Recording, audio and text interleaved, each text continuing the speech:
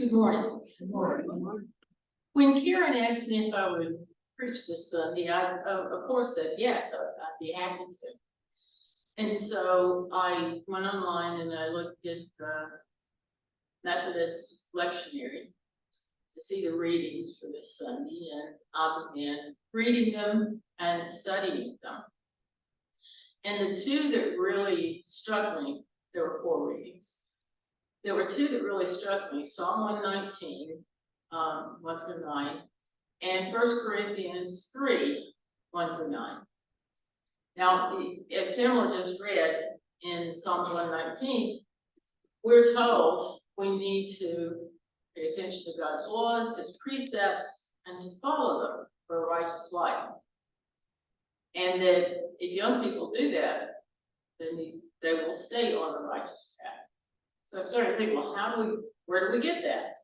And of course, it comes from the Bible, reading scriptures and from praying with them.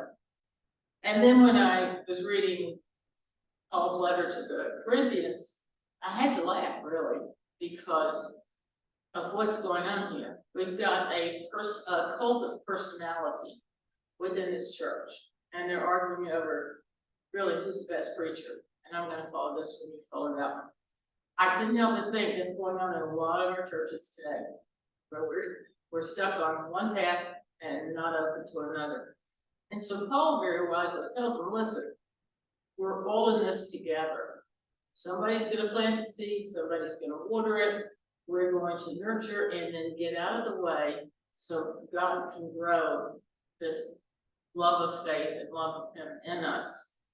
But the closing in the version that I had, which is the NIV, it's one that really struck me. For we are co-workers in God's service. You are God's field, God's building. And that phrase, co-workers in service, struck a chord with me because it was one that I heard many times when I was at church in New Jersey. Co-workers in the vineyards of the Lord. So I began thinking, well, as Paul says also, when we're babies, young people, we can't just, take in all of the theology and the scripture studies at one time. It's got to come in small doses. And we need those co-workers in the vineyards who are going to plant the seed and water it and make certain that we stay on the path. So I started thinking about, well, who were the ministers? And that's what I think of. Everyone is really ministered, not ordained, but we do minister to each other. So I started thinking about my own life and who were the people that actually put me on the path that I follow today. And of course, it was my family members, the ones who are closest to me in my life. But surprisingly enough, it wasn't my parents. As an infant, I was removed from my parents' home by my great uncle, Dr. P.M. Kinney. I called him Uncle P because my father was abusive. He was emotionally abusive to my mother, who had postpartum depression. They didn't call it that then, but she didn't talk for 6 months, and she wasn't physically able to take care of me. So her mother, my grandmother, hired someone to go in to take care of her. And then my father, out of frustration and just kind of the person that he was physically abusive to me as I grew older. So my great uncle came in and said, this is not going to happen, I'm not going to do this, I'm taking the child with me. And my mother stayed with my father at that time. She couldn't leave. It's the 1950s in South Carolina. And to be honest with you, in South Carolina at that time, the only grounds for divorce were abandonment. So the only way she could be legally separated from him was if he went away and abandoned us, which my great uncle eventually convinced him to do. Yeah. He said, you go out of here. And so, I mean, they literally saved my life. But he took me into his home to live with him. This is, like, okay, that's fine. But that house was something else, because he and his wife, who was my mother's older sister and one of twins, He and his wife had married late in life, so they had no children. But what he did was, this was his family home. His unmarried sister also lived there. She was his secretary at the doctor's office. And when my grandmother became a widow and had 2 young children, he said, come to South Carolina. They didn't live in North Carolina. Come to South Carolina, live in my house with me. You can have it all upstairs. So her apartment, as they called it, was upstairs. So here I was, a very young child in a household with adults who were in their 50s. And I'm going to tell you, it was absolutely fabulous. This was a family who, they were devout Methodists, came from Scottish roots in South Carolina Methodism, okay? And he himself, my great uncle, was one of the greatest ministers I've ever known in my life. He would never have called himself that. He really was a country doctor. He served all the people in our county without exception. He didn't care about black, white, male, female, whatever. If you were in trouble, he was there to help you. His concern for the poor was obvious to all because he did not ask for payment for services before rendering aid. We never, in fact, he was the one who told me he really got paid in money. But what he said was, we never want for food or workmen when we need them. He was most often paid in kind, as we used to say, chickens, a side of beef, a whole hog, vegetables in season, yard work, house painting, repair. When I was spending my summers down there, that was part of the agreement with the divorce between my parents. The summers I was in South Carolina. But it was wonderful. I didn't mind it. And every morning when I got out to go run through this big backyard, I would always stop and look at the stoop before I stepped down because there could be trussed up chickens there, baskets of eggs, vegetables, whatever. And I had stepped up a chicken once, and that was not fun. So yeah, I learned to stop and look. He was absolutely right. Everybody in that county helped to take care of him. And it was not a case of him asking them to. It was like people came in the wee hours of the morning or at night and left things on the back stoop. There were some people, of course, he expected some of the people he knew in town who were the movers and shakers of a small southern town, but you know, like the Atticus Finch type, I guess, I don't know, but he expected them to pay. But the ones who were the poor people, he said, no, you're not paying for that.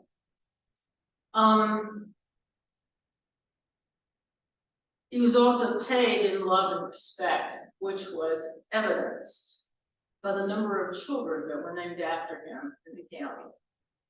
At one point, and I'm thinking, I was trying to find the article and I couldn't, but I know it was after my husband got married in 71, so I'm going to say the mid-1970s. The Columbia newspaper, Columbia, South Carolina's capital, published an article about him because he had delivered 10,000 babies in that county, most of them home births. And so there were a lot of Prentice Kennys running around. First and last name, and somebody else's first and middle name for their last name. It was quite a tribute, though, to have your child, somebody's child named after you. He was a very special individual indeed. At the age of 44, when the local draft or registration, military registration agency in town put out a call for volunteers, people could begin to sign up to go to Europe. He went there and he said, I want to volunteer, I want to sign up, enlist, I'll go to Europe, I'll fight. I'm not fighting, but I'm a doctor and I will take care of soldiers. That'll do. And they looked at him and said, Dr. King, you're too old and we need you here in the county. And he said, I'm not too old. I can now, I can do the PT better than anybody else that you've got here. And they said, okay, you're going to go to Columbia, which is where there's the Army force down there, Army base. And they still do basic training there. And so we went, and he did. He outperformed the 18, 19, 20-year-olds that were there. So they not only didn't have grounds to refuse him, they made him a captain and put him in charge of a company and later he was in charge of a battalion. He went onto Normandy beachhead, D-Day invasion, and stayed with his company, and which then grew to battalion, all the way through, taking care of the wounded and the dying, comforting them until they reached Berlin, and he was there for the capture of Berlin. He was also one of the first Allied doctors to enter Dachau concentration camp. And he never spoke about any of his experiences in the war. And I only learned about him after he died. There was one thing he would talk about. When he was in Berlin, and the Allies had captured Richard Strauss, who was a famous composer. But unfortunately, Hitler liked his music and so did Goebbels, so they made him write music anthems for the Nazi Party. And so the Allies captured him, and they held him as a prisoner, very old man. So they knew that internationally they needed to be very careful.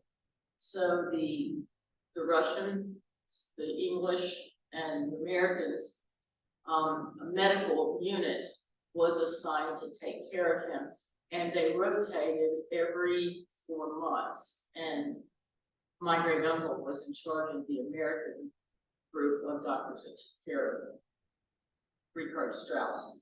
And that was the only thing I ever knew about it. That was the only thing he ever told me. I played with his army helmet, which was solid steel and dipped, and in his captain's hat. And that was the only way I knew he was in the army, because really it was only when I got older that he told me. But from an early age, because of the way he conducted himself with people and the way the rest of the family did, well, I will mention they weren't just doing the sidelines, I learned what dedication and sacrifice and service to others and trusting God really meant. I also learned from all my older relatives with whom I lived the power of faith and the importance of reading the Bible, following Christ's teachings. This was a family of staunch Southern Methodists who did not discriminate between black and white, quite a rarity in the 1950s pre-civil rights era. The N-word was never allowed in my home, and my Uncle P would allow no one in our family to speak badly about my father, not even me, who had suffered at his hands, or my mother, because she was living with us by this time. He should always stress that I should pray for my father and love him because he was my father. It was hard for me to understand this as a youngster, but I did as he asked me to, because I loved him. Now in my older years, I realized that he was modeling God's love for all his children. The Methodist roots of my family go way back in the Low Country of South Carolina. John Wesley had preached at St. Philip's Church in Charleston during the years of his ministry in Georgia. His words had power for those who heard them, and some of them were my ancestors. This Methodist connection was important for my grandmother and her older twin sisters, my Aunt Addie and my Aunt Lenora, who lost their parents during the influenza pandemic of 1918. They were teenagers with no one to care for them, so they were taken to the Methodist Children's Home in Columbia, South Carolina, where they remained until adulthood. While living there, the three sisters were well cared for and trained as nurses so they could support themselves when they left. All three worked in this profession, devoting themselves to caring for family and community. Once each year, the three returned to the children's home, bringing gifts of clothing, food, and money. They always did this in the summer when I was there, and they would take me with them to help me learn, or to give me the opportunity to learn from this experience, the work of the extended Methodist community. In the home I shared with my extended family each morning before breakfast, we read the Bible, using the daily readings from the upper room, yeah, we had that too, and prayed the Lord's Prayer. Church attendance on Sunday was never doubted. During services, we sat on the back pew next to the side door. And that was not because they didn't want to be up front and the preacher, but this was for my Uncle P's benefit. He had paid for a small red light to be installed on the back of the pew in front of us. And he always sat on the far end of that pew, where you could see that light, and right next to the side door. When that light went off, it meant he was needed by a patient, so he would quietly slip out the side door. He never refused a call.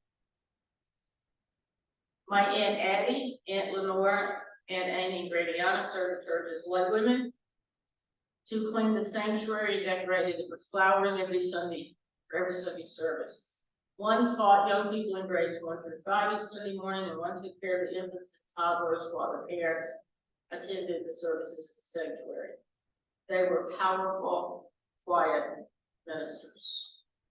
I do want to say something else too about my Aunt Addie and her partnership with my great uncle, who's a doctor. I told you he was a country doctor. But he not only did his office hours, but he did house calls all night long. And I do mean all night long. Usually get back home about 5 o'clock in the morning, lie down in the bed, on top of the bed, brown cushion paper on top of it, fully dressed. Go to sleep immediately, and train yourself to do that, and sleep for 1 hour. She would wake him up and up and go. But she spent her nights answering the phones and relaying the messages to the house that he was at to tell him to go to another house there. She did this, he continued this practice until the day he died in 1977, when he was 78 years old. Done his office hours and made one afternoon call before he passed away. And that's when she stopped answering the phone at night, because she was still answering the phone at 78. My mother, although less involved in my very young life, was also a minister to me. Her love and support through my life were key to my being open to all the children of God.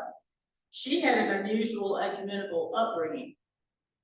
Her father, who was also a medical doctor, was a Southern Baptist, while Gradiana, her mother, was Methodist. Her younger brother, my uncle, attended the Episcopal church with friends of the family, and my mother attended the Presbyterian church with her friends. At Sunday dinner, my grandfather insisted everyone share what they had learned from the preaching that day. I can only imagine the conversations they had. As a result of her upbringing, my mother encouraged me to attend churches with my friends when invited, and to invite them to ours. By that time, she had remarried. We were living in North Carolina, and my new father's family was Southern Baptist. So that was the church that we regularly attended. I have to admit, I was not as comfortable there as I was in the Methodist church back in South Carolina. I couldn't go to the Methodist church in town because my grandfather, my stepfather's father, was deacon in the Baptist church, and that would have not looked good for the family. So I really loved it when I could go home to South Carolina in the summer and go back to the Methodist church. Most of the Southern Baptist preachers I had, and I'm not trying to, color all Southern Baptist preachers this way, but they were mostly hellfire and brimstone. And if you didn't believe the way they did, you were going to hell. So I was like, no, that's not the way the world is really meant to work. That's not what God really meant. What remained a constant, obviously, during all this time was the Bible, God's holy word. The ministers in my life have remained a part of me as well. People whom I want to honor by living the kind of life that they did. I've fallen short of that goal many times and have been less than kind when I should be passionate. During my college years in the early 1970s, I wandered from the Christian faith and explored other methods of feeling God in my life. Even during these years, God knew me and did not abandon me. As Francis Tompkins wrote in his narrative poem, The Hound of Heaven, God dogs our steps as we run to escape or hide from him. He stays behind us until we surrender and turn to face him. And then he opens wide his arms. Once I stopped running and accepted him back into my life, I encountered new ministers, deepened my study of Holy Scriptures, and the lessons provided by those whom God placed in my life. I do believe that he acts in us through others. And if we're open to him and those other ministers, we can grow spiritually. They, with God's word, are the lamps which light our path to fullness of faith. Within this Cedar Edge Community United Methodist Church, I've found many ministers who do God's work and follow his precepts, a welcoming family. As Paul states in 1 Corinthians 3:1-9, we can all plant seeds in the lives of others, water them with love, and allow God to work in them so they grow in faith. We are all God's co-workers in the vineyard of the Lord. Amen.